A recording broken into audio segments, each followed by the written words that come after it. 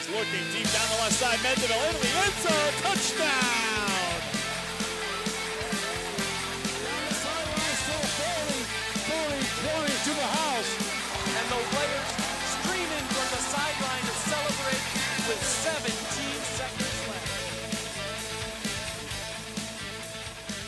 Welcome into BVarsity Live, everybody. I'm Zach Ewing along with Trevor Horn. This is Thursday, October the 13th, and we've got a full show for you again today. Trevor's over there buried in his phone, as usual, trying to figure something else out. What are you doing? What are you doing over there? I'm just letting people know that we're live. Oh. And we got two incredible guests today, and they need to tune in because we got a lot of stuff to go over.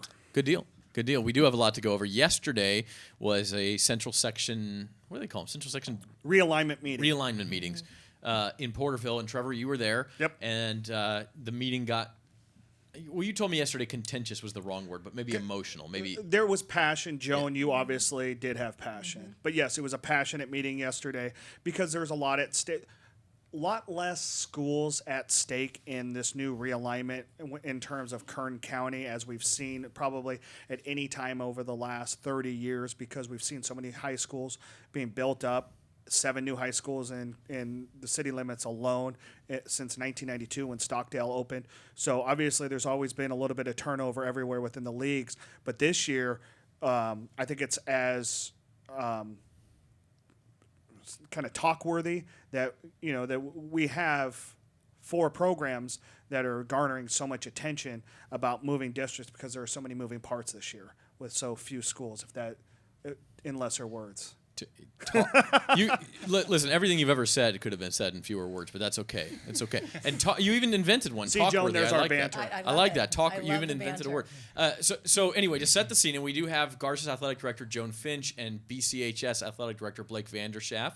Welcome and thanks for being here. Thanks for having us. And just a quick friendly reminder: when you talk, you have to be on these mics, or nobody will be able to hear you. Right up DJ style. You both have seen your kids on the show enough. Yeah. Yes, and we We have. the kids don't like to remember that, but we do try to tell them.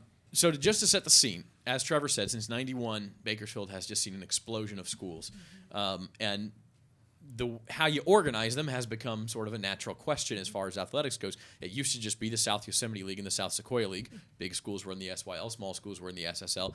Then things started to, as Trevor said, grow. You had to reorganize the Yosemite leagues, split into 2 leagues.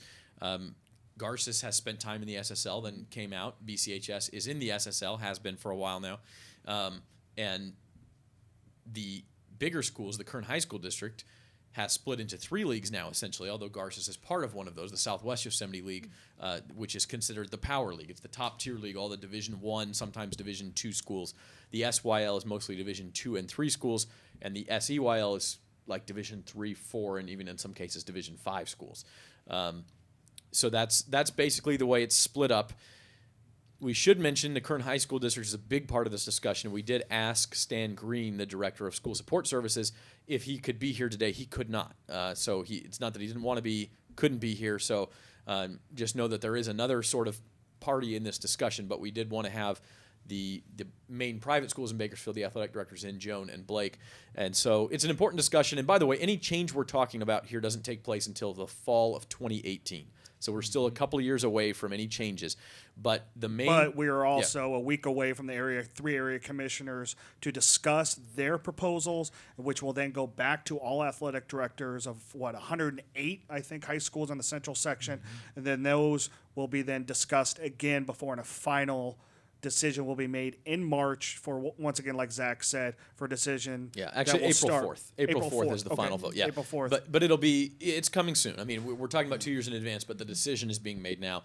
And so we wanted to bring you guys in. And basically the main point of contention, first starting with Garces, Joan, is that Garces is in the SWYL, was moved into the SWYL somewhat against your will 2 years ago. And now they are the public schools, the Kern High School District would like to see Garces move out of the SWYL, and you guys basically say, well, you put us in, why not keep us in? We're competitive, let's go. Did I say that somewhat accurately? Yeah, you did. 4 years ago, when Garces was proposed by the district to move us in here, the administration at the time did not see that the move was going to be in the best interest of our school. That administration is currently not the administration we currently have right now. So I think the philosophies 4 years ago are completely different to today's philosophies with the leadership that we have at our school currently. After long discussion, both the principal, Micah Peck, myself, and other coaching staff members, mainly our varsity staff, all were in agreement that we wanted to stay. After 2 years of competing, we now truly believe that a fit for Garces is staying in the SWYL. Yeah, you've won SWIL championships, many of them. None in football or boys basketball, which are maybe the two most visible sports, but Correct. Girls basketball, not volleyball, but tennis. We just clinched the tennis title this week against Stockdale. Which obviously is also the first non-Stockdale team to win a Southwest Yosemite League title since 1998. I did get a phone call earlier this week from a gentleman who said that I was incorrect. The BHS won it in 2002. Yes, BHS won a league title in the SEYL in 2002. And that's, but yeah, I mean that's an incredible feat for Garces to be able to do something that only Stockdale's done for the last 19 years. so 17 years. point is, in many sports you have been competitive, and even if they haven't been league titles, you've been in the discussion. And it's only been two school years plus this fall season. So, Yes. Your point is we're competitive. Why move us now?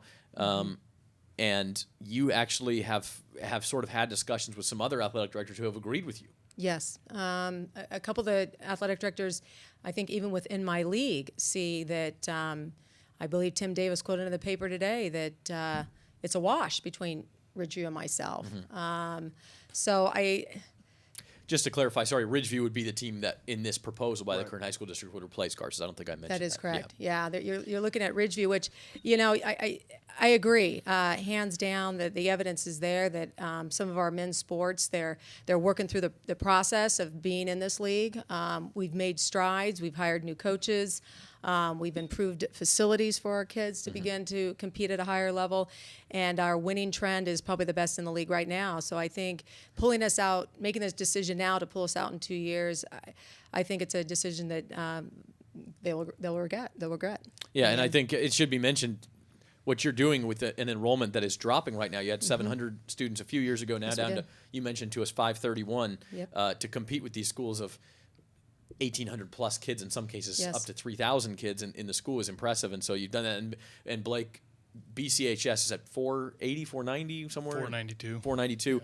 And you are obviously in the SSL with schools bigger than you, but we're talking about different socioeconomic level. We're talking about different different environments, different Hardworking communities is what I like to call them. communities where kids may not even be able to play sports. So the enrollments are not it's not comparable. And frankly, BCHS has dominated the SSL for years now in many sports across the board. And so I believe you have said that you guys would like to move into a Yosemite League. Is that correct? Correct. Yeah, into Yeah. the South Yosemite League Yes. specifically, Yeah. which is right now Ridgeview, Independence, Tehachapi, West, East, and Golden Valley. Valley. But East will be moving. I think everybody agrees East will be moving into the SEWL. That's the one move that is almost certainly going to It is happen certain. because everybody agrees It's on certain. it. Yeah. They're moving. And so that East didn't opens a want to spot. actually. East never even wanted, much like Garces, you Yeah. know, 2 years ago. East never wanted to go to the SYL. So that creates a going. 6-team SEYL. It leaves the SYL with 5 teams. Preferably, you'd like to have 6 teams. So it seems natural to me, anyway, just my opinion, that BCHS would be a perfect fit there. However, the current high school district has inserted Delano into the conversation. Delano High School coming in to the SYL, which of course nothing against Delano, but it's 35 miles away. It's it's a drive for It's a lot of the people. Same Yeah. thing for Delano as it would be staying in the EYL. They Right. would be driving 35 miles to distance. Tulare, just like they would be driving 25, 30 miles, 40 miles to Independence. So Blake, your belief is you guys would be a good fit in the SYL, but it doesn't seem like the SYL or the current high school district, maybe more accurately, would like you in that league. Yeah, I mean, we feel we were the only high school in Bakersfield that's not in a Bakersfield City League. So we feel like you said earlier, we've been successful in the SSL since 2006. You're looking at, we're averaging 45 to an hour minute drive right now going to Delano schools, Wasco, Taft. And we can, if we get in the SYL, it's 5-10 minute drives for some of the schools, and our kids can stay in school for a whole hour longer. And that's definitely So a I mean, plus. the kids are in school, and then you look at after the sporting event, they're getting home earlier, getting homework done. Coaches get home earlier, get to their families. It's a 2-minute drive to I mean, Liberty. the schools are right in the backyard. It's a natural fit, we believe, and it's not what Kern High School District proposed, but again, each school got a proposal, school district, Yeah. and that's what they chose. So Did you expect this level of opposition when you decided that's what you wanted to do? I think a little bit. I just think, when because we've been successful in the SSL, I think some of the schools are thinking that we're just going to come over and dominate maybe the SYL, and I feel like we just fit perfectly. I don't think we're going to dominate like they think we will. I feel like we could compete. Yeah. And I think the biggest issue that they are having is our lower level programs, that we don't have provide enough lower level programs, but our enrollment stayed the same for a couple years now. We believe it's going to go up, and we fill lower levels at almost every sport. And the Frosh-Off football will be your one sport where we did it about 3 years ago, but we feel like in 2 years, in 2018-19, when the cycle changes, that we'll be able to do that. Yeah, which is when you would be moving into the SYL. And I point to Tehachapi. Tehachapi in the SSL at the same time as BCHS for a long time, and you guys were very competitive with each other and generally at the top of the league in most sports. And Tehachapi's moved into the SYL, and they haven't dominated. They've been competitive. They've won some league titles, but they haven't been dominant. So I don't know why anybody would think you would go in and just win everything. But that's just my feeling on it. Well, and I want to go back to Blake's point, too, about, not fielding a Frosh-Off football team, but I live tweeted yesterday during this meeting, and it brought up discussions on Twitter. And one of the things was your football coach, Darren Carr. He retweeted and said, well, we only need 11, right? Obviously, you need more than 11 because you don't want to put 14, 15-year-olds in danger. But do you feel like if the section came to you and said, Blake, you can come into a Yosemite League, but you have to field these, because that's the biggest thing. It's because the argument, if I'm going to play devil's advocate here as a role of a Kern High School District official, I'm going to say, we got lower-level kids, and they need to be able to play on a weekly basis or on a bi-weekly basis like everybody else does. Can you offer us that competition so we don't have to go and find others? Can you offer that to us? Well, and that's understandable how they're feeling. We feel like we can.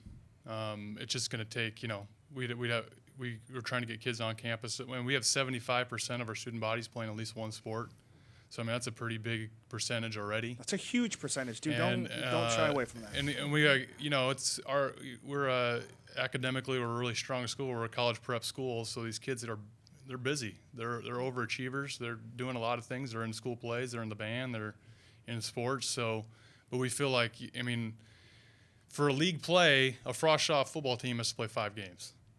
So we could schedule 5 football games for Frosh-Off. Yeah. I mean, a Frosh-Off they don't have to play 10 games. They don't have to.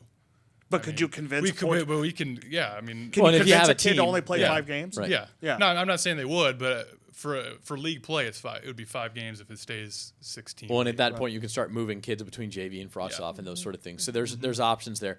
Hey, we're going to take a quick break. When we come back, was it Stan who called it the elephant in the room yesterday? Somebody called it the elephant in the No, room. it was TAF athletic director. Pete Lango. Yeah. Okay. So the elephant in the room here is the private versus public discussion, right? And so I'm going to leave the whole second segment for that because that is Well, certainly and I worthy want to of the play. discussion. I actually want to play devil's advocate the entire second I like segment. that. I want. So to that's Stan Green over there. No. Hi, Stan.